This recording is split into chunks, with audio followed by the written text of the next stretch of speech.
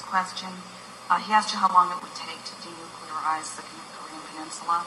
You said a long time. What does that mean? Well, I don't know when you say a long time. I think we will do it as fast as it can be done scientifically, as fast as it can be done mechanically. I don't think, I've read horror stories. It's a 15-year process, okay? Assuming you wanted to do it quickly, I don't believe that. I think whoever wrote that is wrong. But there will be a point at which, when you're 20% through, you can't go back. And how long? I had an uncle who was a great professor for, I believe, 40 years at MIT. And I used to discuss nuclear with him all the time.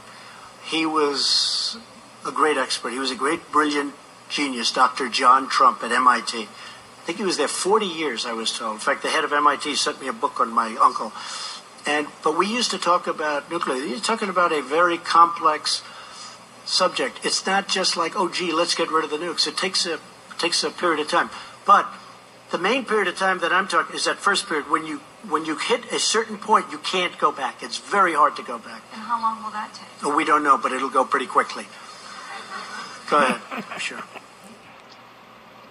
Thanks, Mr. President. I wanted to ask again on the sanctions campaign. You alluded at the very beginning that the Chinese are not doing as great a job securing the border as they were before. You expressed, some doubts when Kim went to see President Xi. The Russian foreign minister was in Pyongyang and said there shouldn't be any sanctions while these negotiations are underway. And the South Koreans are now talking about restoring some form of trade. So with all of those players appearing to be moving toward eroding sanctions, how can you keep the sanctions regime in place? What leverage do you have on these countries? Well, I think we have a lot of leverage. I think we have tremendous leverage. I do believe that China, despite my relationship with President Xi, a man who I told you I have great respect for and like also a lot, we're having very tough talks on trade. And I think that probably affects China somewhat. But I have to do what I have to do. And I think over the last 2 months, the border is more open than it was when we first started. But that is what it is. We have to do it. We have a tremendous deficit in trade, commonly known as a trade deficit. We have a tremendous deficit in trade with China. We have to do something about it. We can't continue to let that happen. And I think that has had an impact on my relationship in terms of the border. I don't think it has a relationship, I don't think it affects my feeling or my relationship to President Xi. But when we first started, we weren't ready to go that route.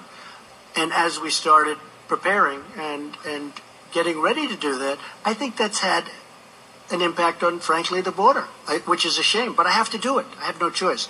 For our country, I have to do it. South Korea will do whatever's necessary to get a deal done. If that means we can't trade, they're not going to trade. They're definitely not going to trade.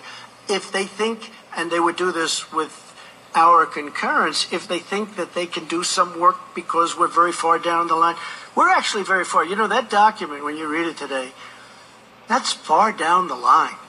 That's not something that just happened to be put together. This was done over months. And again, the rhetoric was important and the sanctions were important. I don't even know which one was more important. They were both important. Yeah, go ahead.